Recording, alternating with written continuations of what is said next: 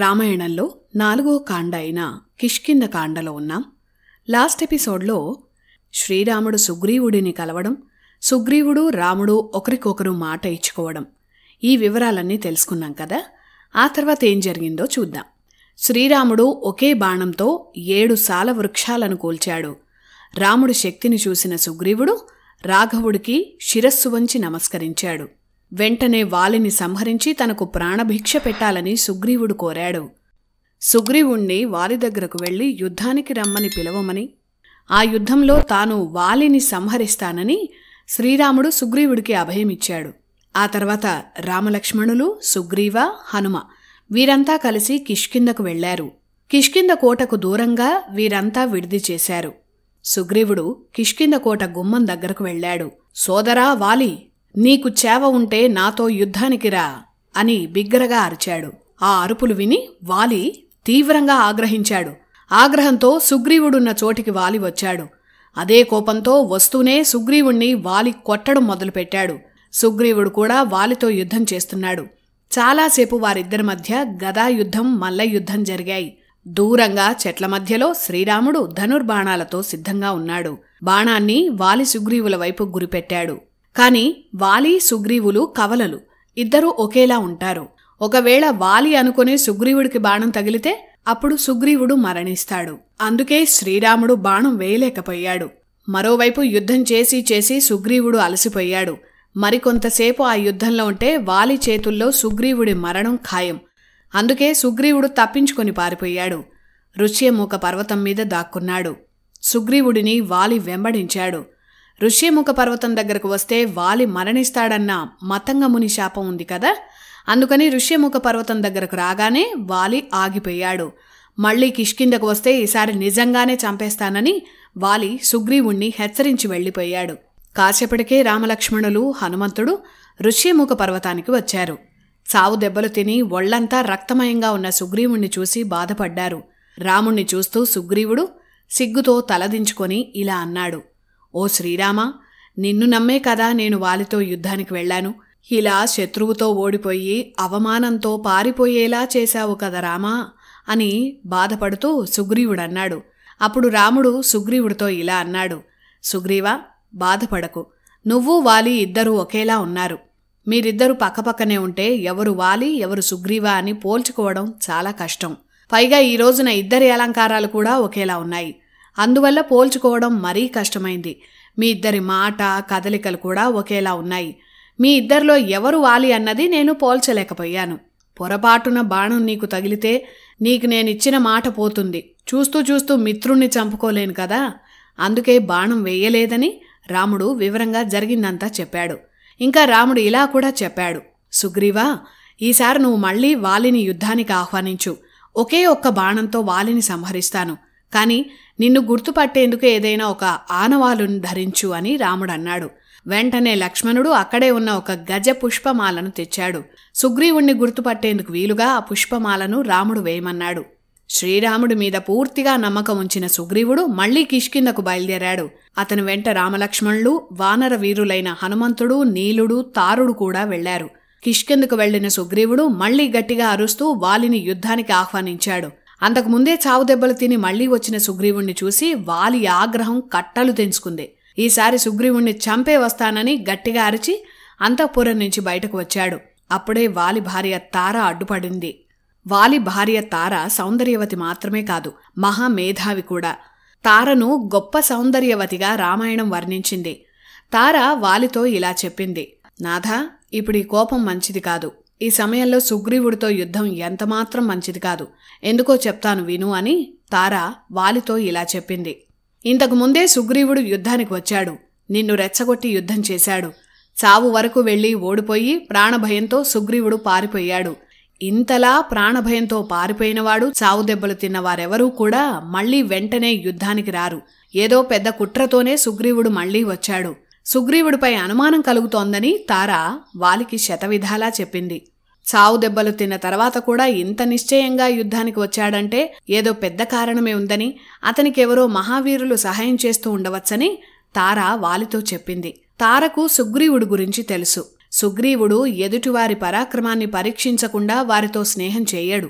సుగ్రీవుడు ఎవరో గొప్ప వీరుడితోనే స్నేహం చేసి ఉంటాడని, ఆ ధైర్యంతోనే మళ్లీ యుద్ధానికి వచ్చాడని తార చాలా స్పష్టంగా వాలికి చెప్పి యుద్ధం వద్దని వారించింది.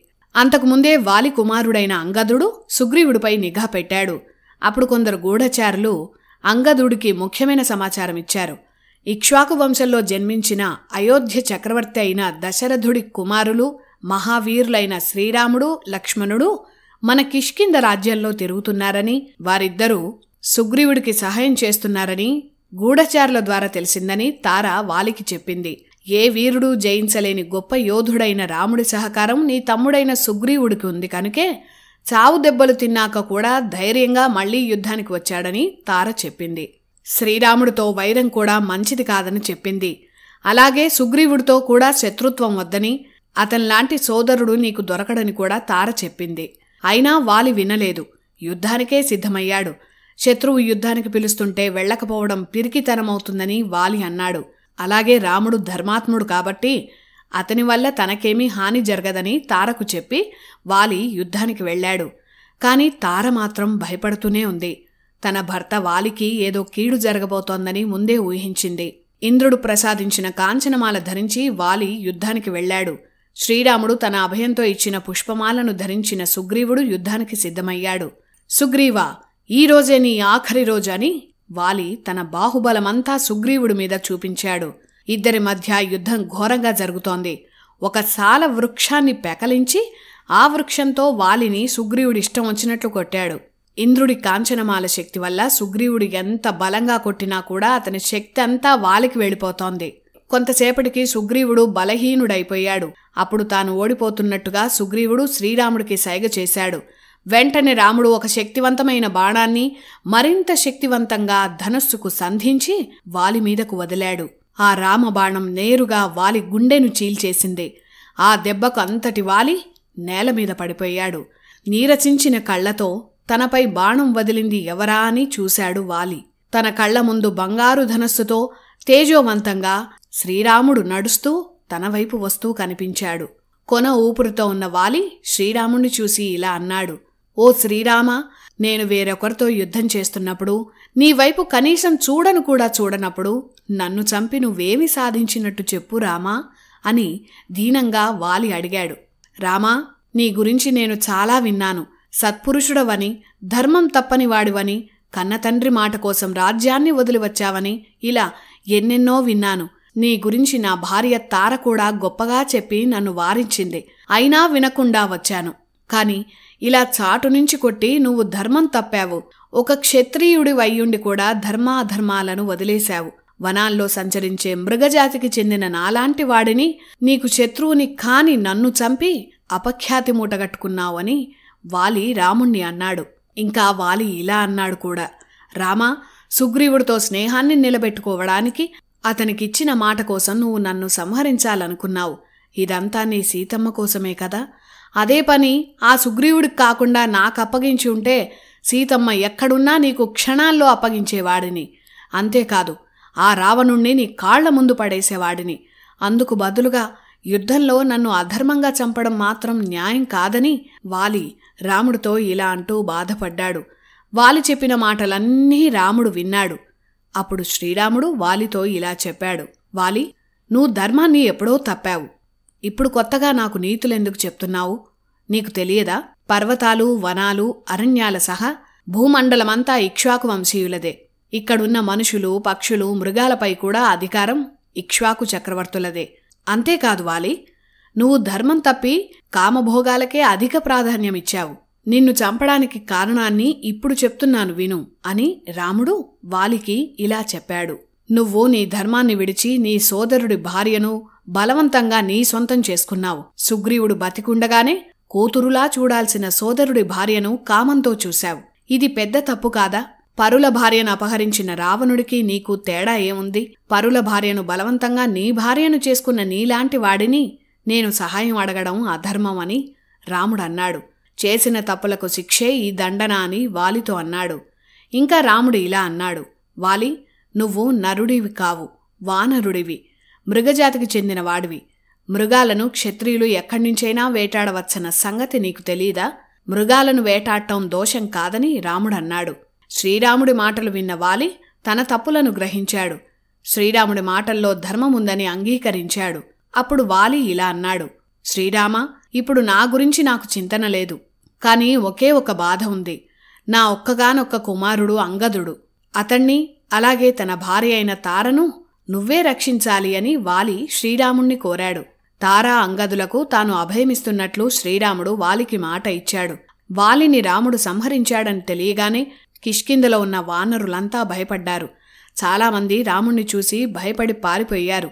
వాలి రాముడి బాణానికి బలయ్యాడని తెలిసి అతని భార్య తార ఏడుస్తూ పరిగెత్తుకుంటూ యుద్ధభూమికి వచ్చింది. కొన ఊపిరితో ఉన్న వాలిని చూసి స్పృహ తప్పి పడిపోయింది. ఆ తర్వాత ఎంతోసేపు వాలిని తలుచుకుని ఏడ్చింది. సుగ్రీవుడు భార్యను హరించి సొంత తమ్ముణ్ణి రాజ్యం నుంచి వెళ్లగొట్టిన పాపమే నీకు తగిలిందని తార ఏడుస్తూ తలబాదుకుంది. వాలి లేని జీవితం తనకు వద్దని, వాలితో పాటే తానూ ఆత్మహత్య చేసుకుందామని తార ప్రయత్నించింది. అప్పుడు హనుమంతుడు తారను ఓదార్చాడు. అమ్మా తార, ఇప్పుడు వాలి మరణించాడు. కాని నీ కుమారుడు చిన్నవాడైన అంగదుణ్ణి చూసుకోవాల్సిన బాధ్యత నీదేనని హనుమంతుడు తారకు గుర్తు చేశాడు. వానరుల భవిష్యత్తు ఇకపై సుగ్రీవుడు అంగదుడిపైనే ఉన్నాయని, ఈ వానర భల్లూక రాజ్యాలకు నువ్వే రక్షకురాలివి కనుక గుండె దిటవు చేసుకోవాలని తారకు చెప్పాడు. వాలికి దహన సంస్కారాలు జరిగిన తర్వాత అంగదుడికి యువరాజు పట్టాభిషేకం జరుగుతుందని తారకు హనుమ చెప్పాడు. కొన ఊపిరితో ఉన్న వాలి సుగ్రీవుణ్ణి పిలిచాడు. తండ్రిలా చూడాల్సిన తాను శత్రువులా చూసినందుకు క్షమించాలని వాలి సుగ్రీవుడికి చెప్పాడు. సుగ్రీవుడు కూడా అన్న పరిస్థితి చూసి దుఃఖించాడు. తన తర్వాత అంగదుణ్ణి సొంత కుమారుళ్లా చూసుకోవాలని, తార యోగక్షేమాల బాధ్యత కూడా నీదేనని సుగ్రీవుడికి వాలి చెప్పాడు. తన మెడలో ఉన్న ఇంద్రకాంచనమాలను సుగ్రీవుడి మెడలో వాలి వేశాడు. మరణం తర్వాత కాంచనమాల శక్తి హరిస్తుంది గనక బతికి ఉండగానే నీకు వేస్తున్నానని, ఈ మాల వల్ల నీకు అపజయం ఉండదని వాలి సుగ్రీవుణ్ణి ఆశీర్వదించాడు. శ్రీరాముడు కోరిన పనిని ఎట్టి పరిస్థితుల్లోనూ మర్చిపోవద్దని చెప్పాడు. కుమారుడైన అంగదుణ్ణి వాలి పిలిచాడు. అతణ్ణి సుగ్రీవుడికి అప్పగించాడు. ఆ తర్వాత వాలి మరణించాడు. వానరులంతా దుఃఖ సముద్రంలో మునిగిపోయారు.